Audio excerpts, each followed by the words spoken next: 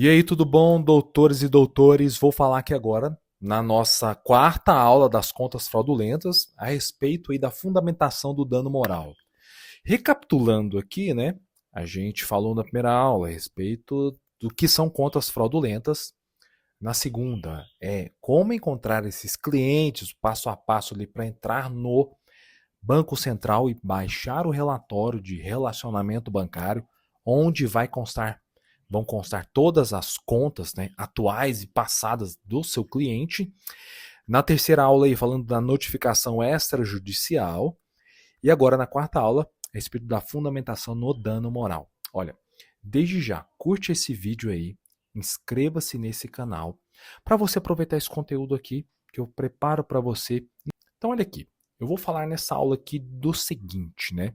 Primeiramente, a gente vai falar de fato o que é tratamento irregular de dados, que ele um dos pontos centrais aqui da nossa da fundamentação das ações, né? O entendimento do STJ para configurar ou não o dano moral em ré ipsa. Depois, a estratégia da impugnação ou réplica contestação. E aí eu vou falar caso o banco não faça uma contestação assim, do jeito que, da melhor maneira para a gente poder buscar aí se aproximar ainda mais da procedência nessa ação. Então, o primeiro passo aqui é a gente falar a respeito do que é um tratamento irregular de dados. Lembrando, né, nós falamos lá do arcabouço legislativo, né, regulamentar das ações, da fundamentação dessas ações. Tem lá os artigos do Código do Consumidor, temos as resoluções do Banco Central 4.753 e 96 e também a Lei Geral de Proteção de Dados. Então vamos lá. No fim das contas, a gente está lidando aqui com um tratamento irregular de dados, ou seja, informações que uma pessoa jurídica capta de uma pessoa e repassa para outra, no caso o banco. Esse repasse, ele ocorre de forma irregular porque a indicação aqui do artigo lá da Lei Geral de Proteção de Dados, que é o artigo 44. A gente vai ler aqui, ele diz assim, né? O tratamento de dados pessoais será irregular quando deixar de observar a legislação ou quando não fornecer a segurança que o titular dele pode esperar, consideradas as circunstâncias relevantes entre as quais o modo pelo qual é realizado. Esse inciso 1 aqui que interessa para nós, né? Porque quando o programa de vantagens ou outra pessoa jurídica ele passa os dados para o banco, ele faz isso, o modo como ele realiza isso é que é irregular, porque ele não esclarece efetivamente que aqueles dados ali vão ser usados para abrir uma conta e o banco também acaba por pegar esses dados e usá-los para abrir essa conta, efetuando aí o tratamento irregular de dados. Então, o fundamento é o artigo 44, inciso 1 da Lei Geral de Proteção de Dados. O item 2 aqui da aula é o seguinte, o entendimento do STJ em relação à natureza dos danos morais, né? E aqui a gente tem que fazer uma divisão aqui de dados comuns, dados pessoais comuns e dados sensíveis, porque isso vai influenciar, lógico. O STJ entende que dados pessoais comuns, nome completo, o endereço, enfim, o CPF da pessoa, o vazamento ou tratamento irregular desses dados não gera dano moral presumido, né? E mais recentemente tivemos aí alguns recursos especiais, eu destaquei dois para a gente poder olhar, que está anotado aqui, 1.121.904 de São Paulo e também o 2.092.096 também de São Paulo. Esses dois recursos especiais do STJ, eles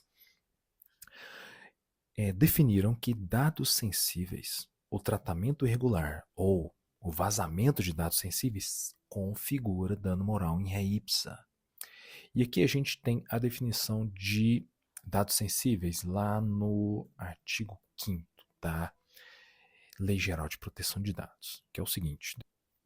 O artigo 5º ele dá algumas definições, né, de dados pessoais, de dado pessoal sensível, dado anonimizado, banco de dados, titular, controlador, operador e assim vai.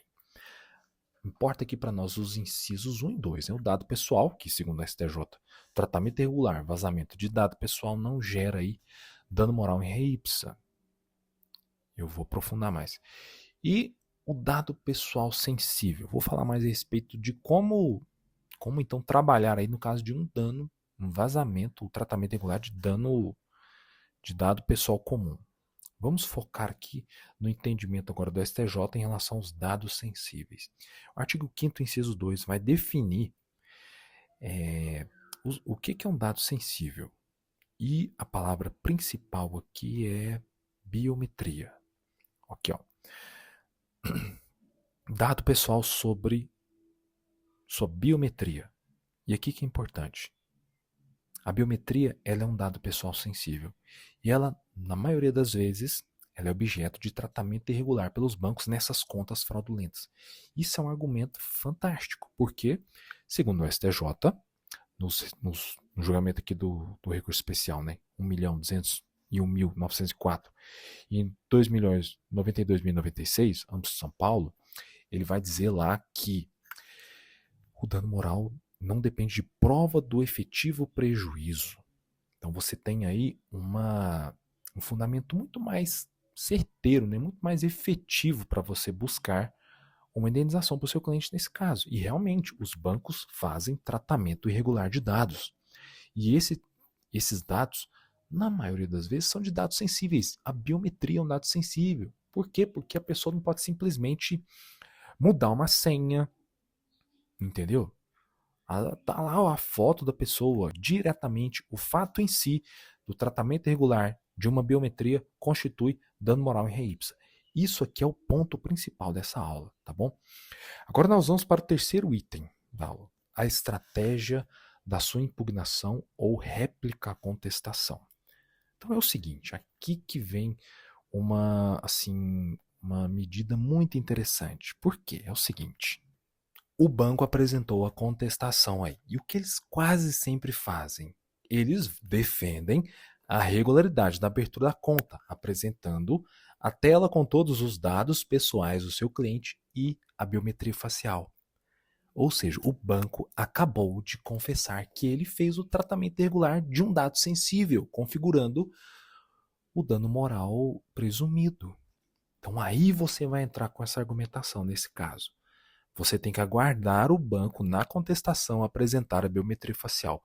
Ok, você tem tudo o que precisa para, justificando aí nos precedentes que eu te falei do STJ, tá aí de novo, argumentar que se trata de um tratamento irregular de dados. Você vai ter que fundamentar e provar isso.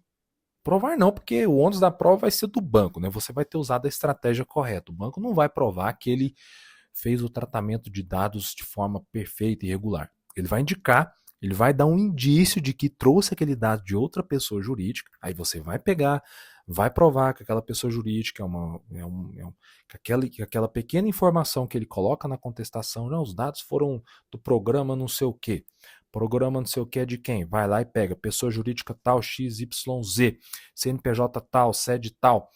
Ofereceu os dados para o meu cliente, o banco não provou que ele apresentou o contrato, que ele cumpriu os requisitos das resoluções 4.753 ou 96, dependendo aí, né, de conta de pagamento ou de conta de depósito. E aí esse banco, por não ter feito isso, não se desincumbiu do seu ônus probatório e ainda fez o tratamento de dados sensíveis, que, conforme o entendimento do STJ, gera dano moral presumido. Então a gente tem aqui um caminho assim muito, muito, muito favorável para uma procedência, né? E quando o banco não apresenta a biometria facial, ou quando de fato ele não colheu a biometria facial, mesmo assim, defenda o argumento, alegue que houve tratamento de dados irregular, alegue que esse banco ele violou as resoluções do Banco Central, né? Que ele não seguiu a Lei Geral de Proteção de Dados no tratamento ali de dados, cometeu o tratamento irregular de dados sensíveis, elabore toda a fundamentação técnica, porque ainda assim é bem possível que você vença a ação, tá bom? Aqui em Goiás nós temos procedência, mesmo nos casos em que há a alegação de biometria facial, o banco mostra lá uma biometria facial, tem sentença de procedência, em que eu nem falei nada na contestação de que se tratava de um dado sensível, que dado sensível gera dano moral presumido. Porque no fim das contas, a gente está falando de uma situação que é uma conta bancária. Não é um simples cadastro num site. Essa conta pode ser usada por fraudadores. E é muito difícil de o banco falar isso na contestação que ele vai apresentar. Dizer, olha, o juiz, nós não colhemos a biometria facial, logo não se trata de dados sensíveis, são dados comuns exigem a prova do prejuízo, e o cliente o autor não demonstrou nenhum prejuízo. Nem toque nesse assunto, tá? Ele pode não ser, o juiz pode ser indiferente a esse assunto, a esse tema, né, de que dados comuns exigem prova do efetivo prejuízo, e mesmo assim dar a procedência, tá bom? Então, faça suas ações de conta fraudulenta. Se o banco apresentar uma biometria facial excelente, você praticamente venceu essa ação. Se ele não mostrar, você ainda tem todos os argumentos nas resoluções do Banco Central e da Lei Geral de Proteção de Dados, além daqueles fatos ali no Código de Defesa do Consumidor. Enfim, você pode alegar lá no artigo 14 também para justificar um dano moral presumido, tá bom? Comece a captar os seus clientes, você é advogado bancário. Cara, se você é advogado bancário, tem que ter essa ação aí no seu escritório, né? E sempre lembrando, você deve ter ações produto, ações na prateleira, com workflows estruturados, com um segmento de tarefas, enfim, onde estão os clientes, que documentos esse cliente precisa, eu preciso pedir desse cliente, quais são os procedimentos até eu entrar com o processo. E aí, bater metas. Seja um advogado que trabalha com metas, tá bom? Eu estou desenvolvendo toda uma infraestrutura para que você possa gerenciar suas metas pessoais e o seu escritório, tá bom? Porque a gente só progride assim, sabendo onde a gente quer chegar e daqui até lá estruturando todas as ações necessárias, com as metas do trimestre, do mês, da semana e do dia. Então você precisa ter essa organização. Não é para você virar uma máquina de gerenciamento aqui, né? Eu não estou falando isso aí é uma bobagem. Eu vou mostrar essas ferramentas para vocês em breve, mas cola aqui nesse canal, curte esse vídeo e se inscreva, tá bom? Eu sou o Rafael, valeu pela sua atenção.